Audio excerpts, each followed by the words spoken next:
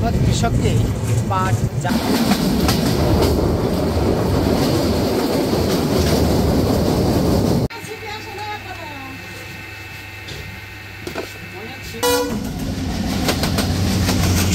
সকাল সকলকে স্বাগতম জানাচ্ছি ঢাকা কমলাপুর রেলওয়ে স্টেশন থেকে। দর্শক বন্ধুদের মতামতের ভিত্তিতে আজকে আমি যাচ্ছি ঢাকা থেকে খুলনা আন্তনগর সুন্দরবন এক্সপ্রেস ট্রেনে। আন্তনগর সুন্দরবন এক্সপ্রেস ট্রেনের সম্পূর্ণ ভ্রমণ অভিজ্ঞতা আপনাদের সাথে শেয়ার করার চেষ্টা করব। আশা করি ভিডিওটি না টেনে সম্পূর্ণটি দেখবেন। চলুন তাহলে শুরু করি আজকের ভিডিওটি। আজকে সুন্দরবন এক্সপ্রেস শহরতলির প্ল্যাটফর্ম ৮ নম্বর থেকে খুলনা অভিমুখে রওনা দিবে। ট্রেনটির মোট ভ্রমণ দূরত্ব ৪১২ কিলোমিটার।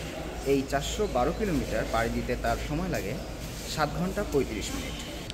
ট্রেনটি কিন্তু চায়না থেকে আমদানিকৃত নতুন CRRC কোচ দ্বারা পরিচালিত হচ্ছে, যেই ট্রেনের র্যাকগুলো আসলেই দেখতে খুব সুন্দর এবং কমফোর্টেবল।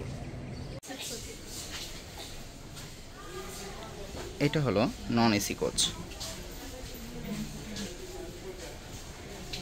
নন এসি কোচের ৪২, ৪৩, ৪৪ এবং ৪৭, ৪৮, ৪৯ এটা হলো মাঝখানের টেবিল এবং অপোজিট সাইডের টেবিলটা হচ্ছে যদি বলি ৪৫, ৪৬ এবং ৫১, ৫২ ৫০, ৫১। বেশ ভালো একটি লেগ স্পেস রয়েছে, কিন্তু বৈদ্যুতিক সকেট রয়েছে, লাইট এবং ফ্যানের জন্য সকেট রয়েছে, কিন্তু একটি চাবি যেটা দিয়ে আপনারা সিট আপ অ্যান্ড ডাউন করতে পারবেন, আপনাদের মতো করে অ্যাডজাস্ট করতে পারবেন। ঢাকা থেকে ট্রেনটি ছাড়ার নির্ধারিত সময় ৮:১৫। আশা করি নির্ধারিত সময়ে ট্রেনটি ঢাকা থেকে খুলনা অভিমুখে রওনা দেবে এবং আপনাদেরকেও আমি পদ্মা সেতুর যে সৌন্দর্য এটা দেখাতে পারবো। এটা হলো শোভন চেয়ারের ওয়াশরুম। শোভন চেয়ারের ওয়াশরুমেও একই রকম ফ্যাসিলিটি পাবেন যেরকমটা রয়েছে স্নিগ্ধা চেয়ার কোচ অথবা ক্যাবিনে। হাই কমোড, ভিতরে একটি বেসিন এবং মোটামুটি বেশ পরিষ্কার পরিচ্ছন্ন দেখা যাচ্ছে।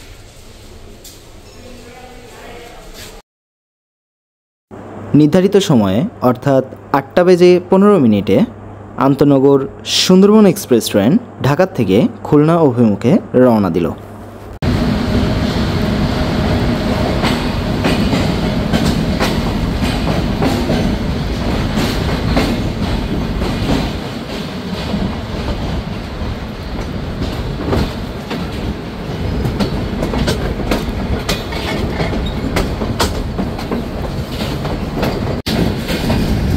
শহরতলি স্টেশন থেকে এরকম সুন্দর কিছু দৃশ্য দেখতে পাওয়া যায়।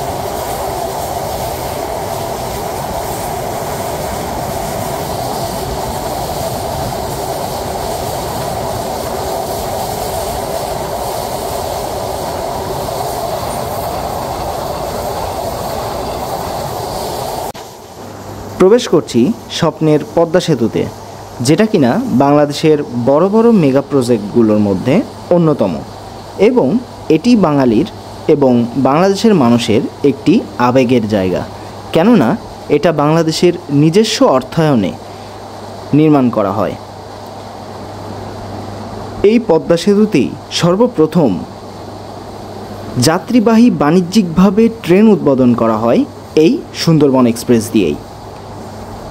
2023 সালের 3 নভেম্বর সুন্দরবন এক্সপ্রেস প্রথম পদ্মা সেতু দিয়ে ঢাকা থেকে খুলনা অভিমুখে চলাচল করে, যেটা ছিল আরও বেশি আনন্দঘন একটি পরিবেশ।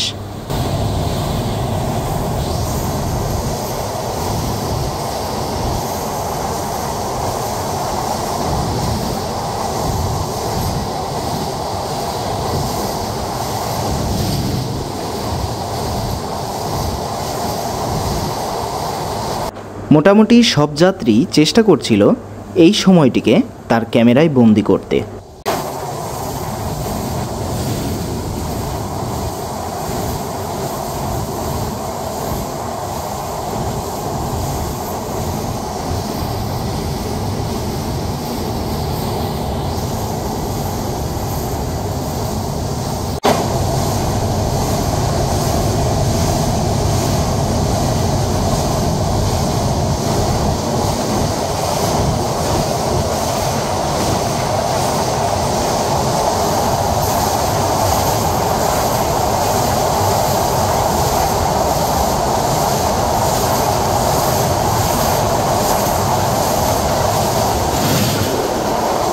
পদ্মা সেতুতে ওঠার থেকে শুরু করে পদ্মা সেতু থেকে বেরিয়ে যাওয়া পর্যন্ত মোট 3 থেকে 3.5 মিনিট সময় লেগেছে এবং এতে ট্রেনটির স্পিড ছিল প্রায় 100 কিলোমিটারের কাছাকাছি, যা আমার কাছে খুবই ভালো লেগেছে।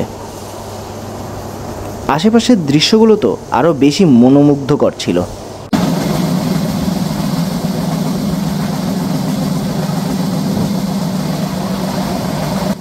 সামনে যেই ট্রেনটি দেখা যাচ্ছে এটি খুলনা থেকে ঢাকার মধ্যে চলাচলকারী নকশিকাঁথা এক্সপ্রেস।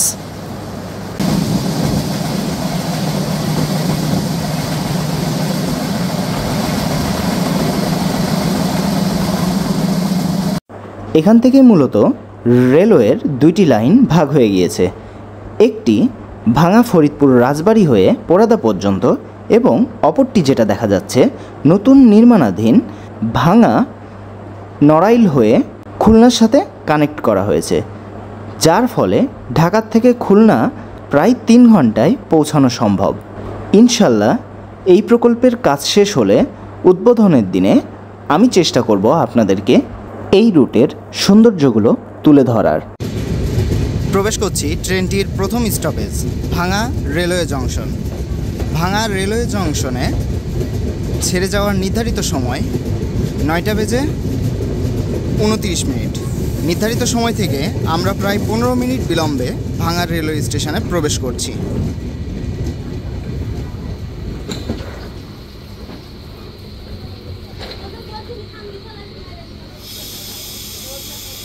এখানে দেখা যাচ্ছে যে আমাদের প্রায় বেশ কয়েকটি কোচ, 4-5টি কোচ স্টেশন পায়নি। শুধুমাত্র এসি কোচগুলোই স্টেশন পেয়েছে। এখানকার বেশিরভাগ কৃষককেই পাট জাগ দিতে হচ্ছে, যেগুলো আপনারা দেখতে পাচ্ছেন যে পাটের শোলাগুলো তারা খাড়া করে রেখেছে। বেশ সুন্দর একটি প্রাকৃতিক দৃশ্য, যেটা ভালো লাগছে।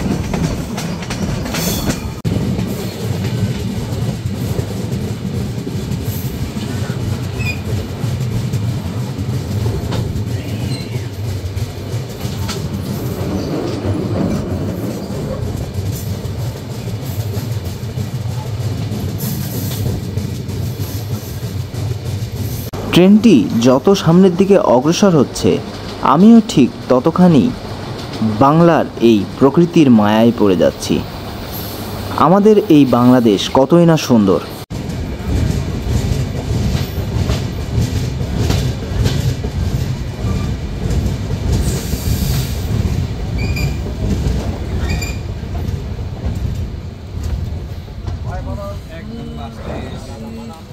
নির্ধারিত সময় থেকে প্রায় 20 মিনিট বিলম্বে আমরা ফরিদপুর রেলওয়ে স্টেশনে এসে প্রবেশ করি, যা খুবই দুঃখজনক। এবং পরবর্তী যাত্রা বিরতি হচ্ছে রাজবাড়ী।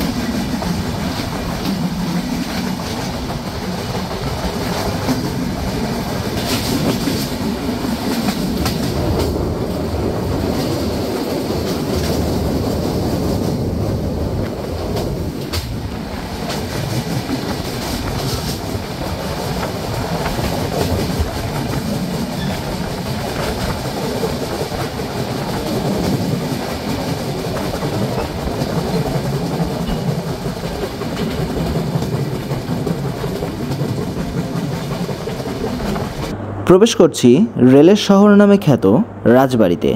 রাজবাড়ির সাথে রেলওয়ের অনেক আগের থেকেই একটি যোগসূত্র রয়েছে।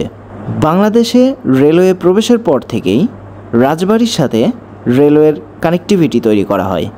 ট্রেনটি 10টা 40-এ রাজবাড়িতে প্রবেশের কথা থাকলেও তা প্রায় 20 মিনিট লেটে প্রবেশ করছে। ট্রেনটি রাজবাড়ি রেলওয়ে স্টেশন থেকে ছেড়ে যাওয়ার নির্ধারিত সময় 10:50। সামনে যে ট্রেনটি দেখা যাচ্ছে এটি হলো রাজশাহী থেকে ঢাকার মধ্যে চলাচলকারী আন্তনগর মধুমতি এক্সপ্রেস।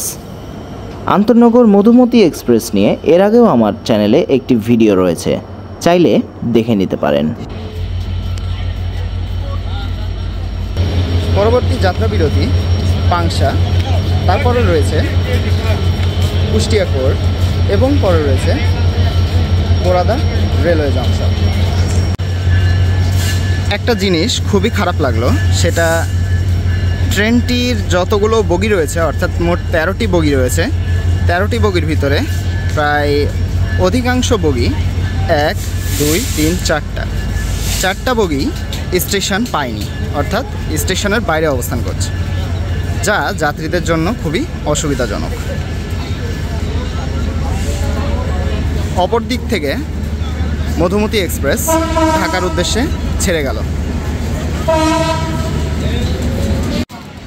এরই মধ্যে আমাদের ট্রেনটিও 2 মিনিট স্টপেজ দিয়ে আবার ছেড়ে যাচ্ছে। চলুন আমরা এবার ট্রেনটিতে উঠে পড়ি।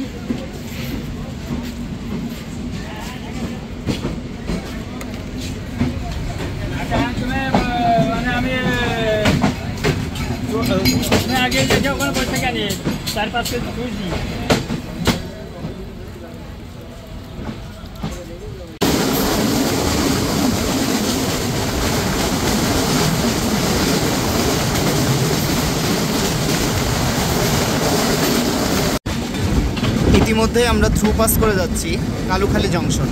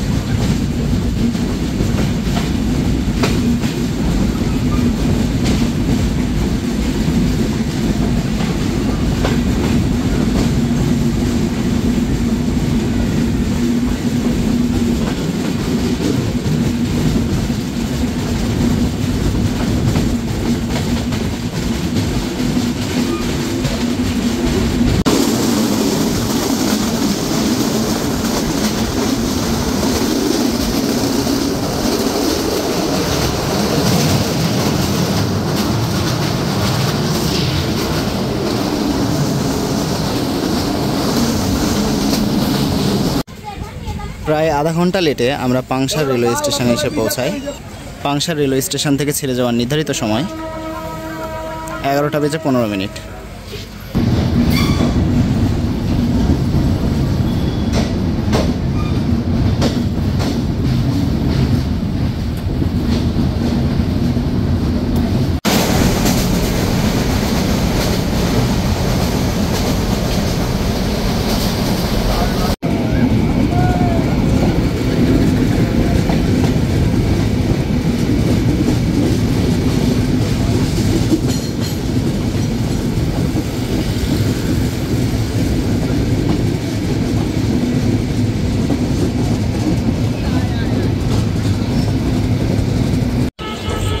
প্রায় আধা ঘন্টার বেশি বিলম্ব নিয়ে আমরা এখন ছেড়ে যাচ্ছি Kushtia court railway station.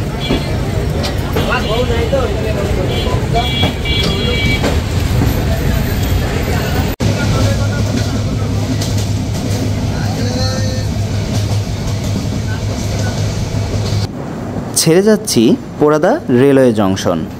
Poradah railway junction ছেড়ে যাওয়ার নির্ধারিত সময় 12:20, কিন্তু আমরা নির্ধারিত সময় থেকে প্রায় আধা ঘন্টা দেরিতে চলছি।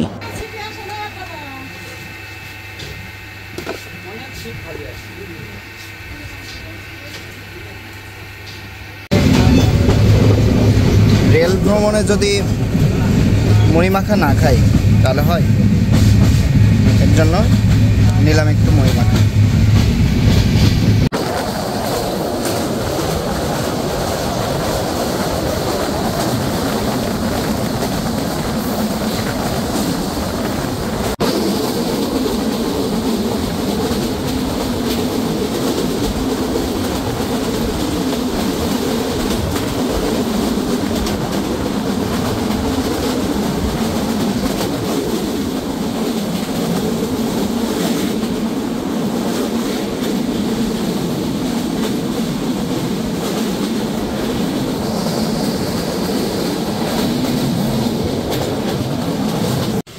এখন আমি প্রবেশ করছি ট্রেনটির স্নিগ্ধা চেয়ার কোচে।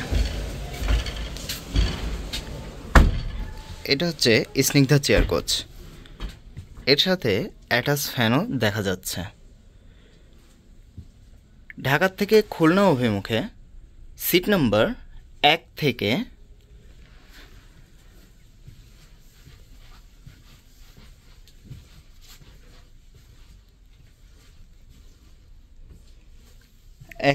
40 পর্যন্ত 1 থেকে 40 পর্যন্ত সোজামুখী এবং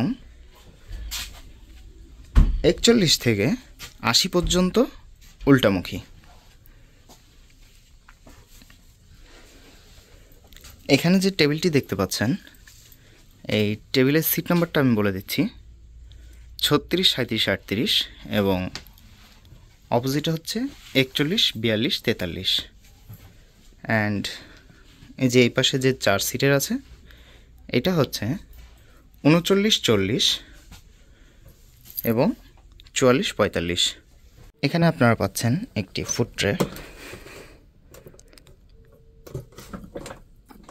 একটা রয়েছে পেপার রাখার জন্য নেট, একটি রয়েছে ওয়াটার বটল রাখার জন্য স্ট্যান্ড এবং enough leg space.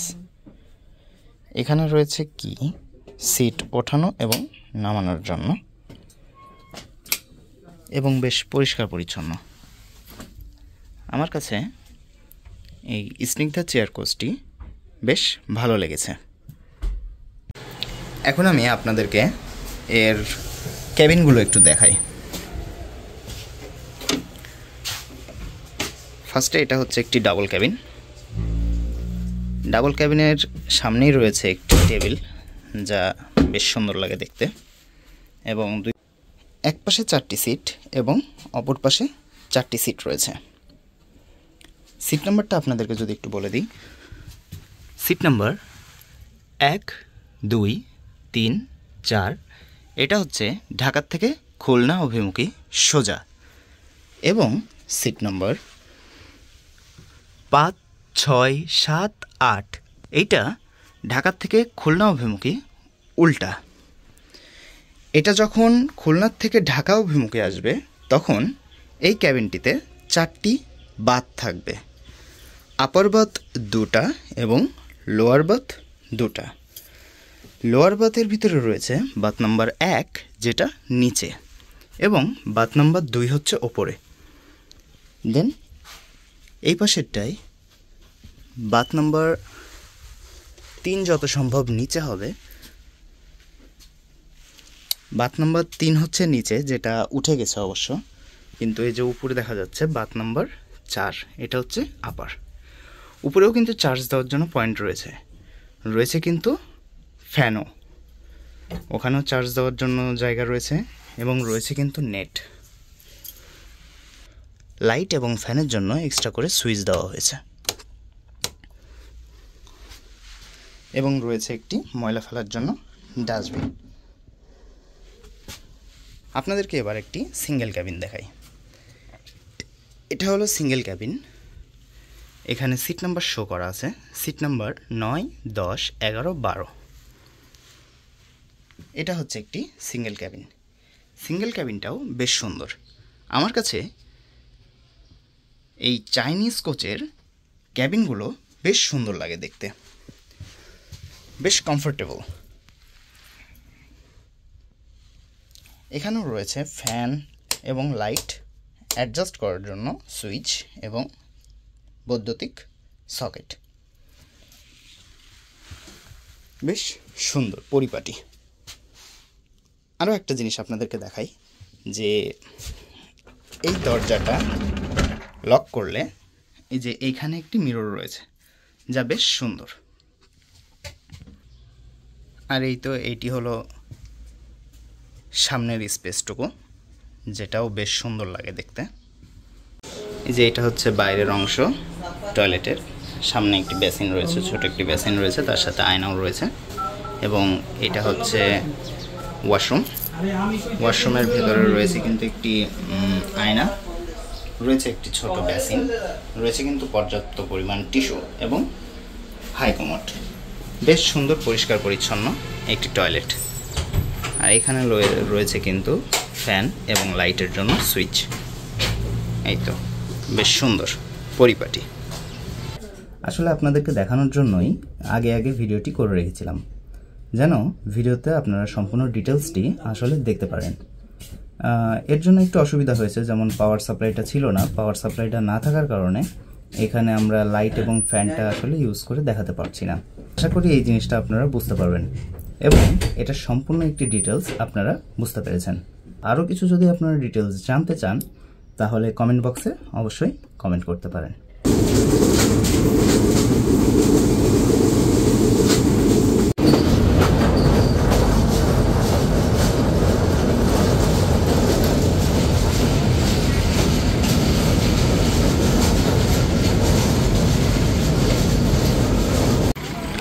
Alamdanga railway station ছেড়ে যাওয়ার নির্ধারিত সময় 12:37 হলেও এখন ঘড়িতে সময় 1:13। আমরা প্রায় আধা ঘন্টা লেটে চলছি।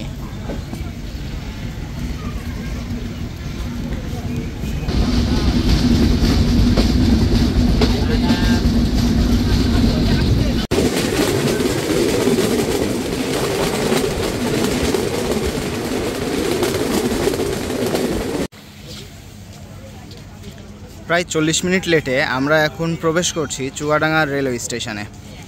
চুয়াডাঙ্গা রেলওয়ে স্টেশন ছেড়ে যাওয়ার নির্ধারিত সময় 12:56। এখন সময় 1:26। পরবর্তী যাত্রা বিরতি দর্শনা হল্ট।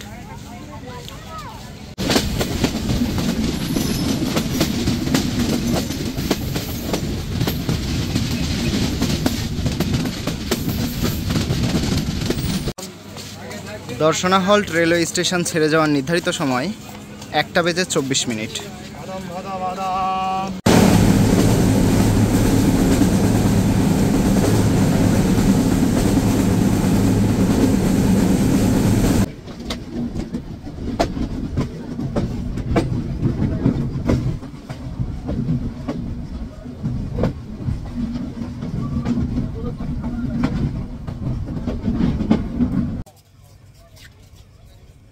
এই মুহূর্তে প্রবেশ করলাম কোটচাঁদপুর রেলওয়ে স্টেশনে। কোটচাঁদপুর রেলওয়ে স্টেশন ছেড়ে যাওয়ার নির্ধারিত সময় 1:50।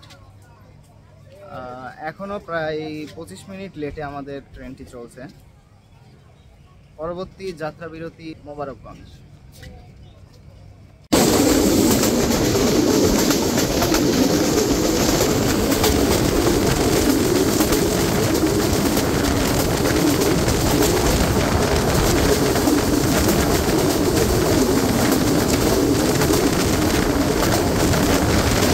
আজকে অনেক সুন্দর সুন্দর কিছু কার্ভ লক্ষ্য করলাম, যা আমার কাছে খুবই ভালো লেগেছে।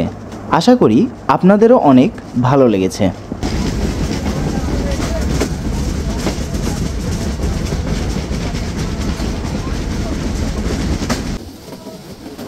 এখন আমরা ঢাকা থেকে খুলনা অভিমুখে ভাড়াটি জেনে নিই। শোভন চেয়ারে ঢাকা থেকে খুলনার ভাড়া 625 টাকা।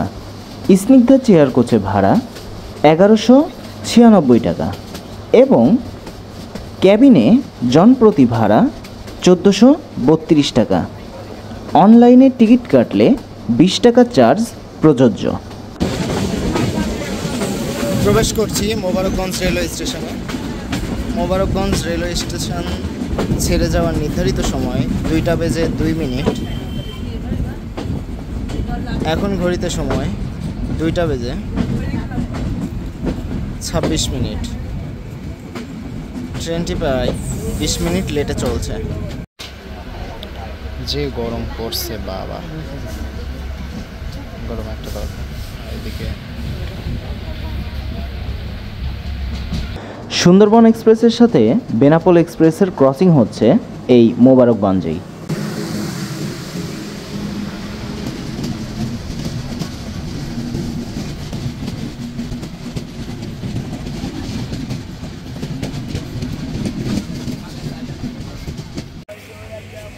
এরই মধ্যে এসে আমরা পৌঁছালাম যশোর রেলওয়ে জংশনে। যশোর রেলওয়ে জংশন ছেড়ে যাওয়ার নির্ধারিত সময় ছিল 2টা বেজে 32 মিনিট, কিন্তু এখন বাজে 3টা বেজে 37 মিনিট, প্রায় 1 ঘন্টা লেট, যা খুবই দুঃখজনক এবং খুব খারাপ লাগলো বিষয়টি। ট্রেনের শিডিউল মেনটেন করা খুবই জরুরি, অন্ততপক্ষে ঢাকার ট্রেনগুলো যেন শিডিউল মেনটেন করে সেই দিকে সকলকে নজর রাখার কথা বলা হয়েছে। পরবর্তী যাত্রা বিরতি হচ্ছে নোয়াপাড়া।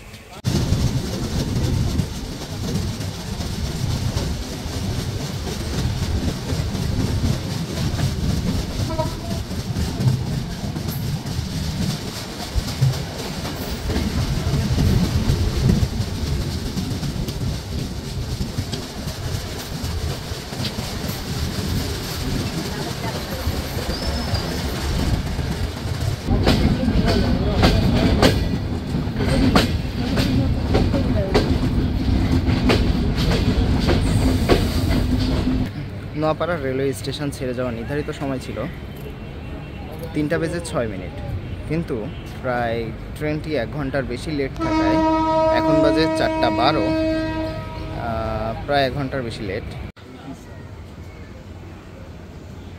এখন যে ট্রেনটি থ্রু পাস করে যাবে এটি খুলনা থেকে রাজশাহীগামী আন্তনগর সাগরদাড়ি এক্সপ্রেস।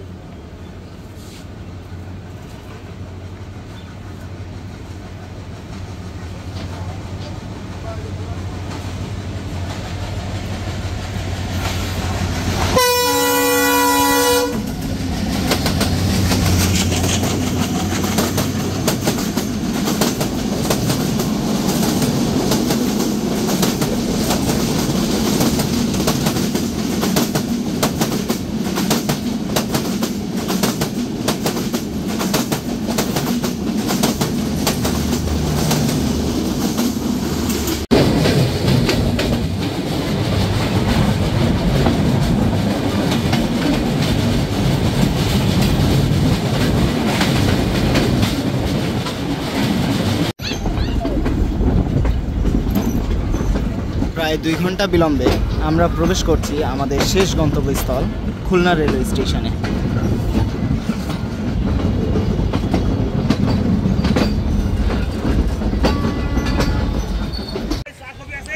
তো আপনারা তো দেখলেনই ভিডিওটি সম্পূর্ণ, মতামত জানাইতে পারেন কেমন লাগলো, এবং আমার দ্বারা যদি কোনো ভুল ইনফরমেশান দিয়ে থাকি তাহলে সেটা ক্ষমাসুলভ দৃষ্টিতে দেখবেন এবং আপনাদের মূল্যবান মতামত জানাতে ভুলবেন না। সো আজকের মতো এই পর্যন্তই। পরবর্তী ভিডিও দেখার আমন্ত্রণ রইল। আল্লাহ।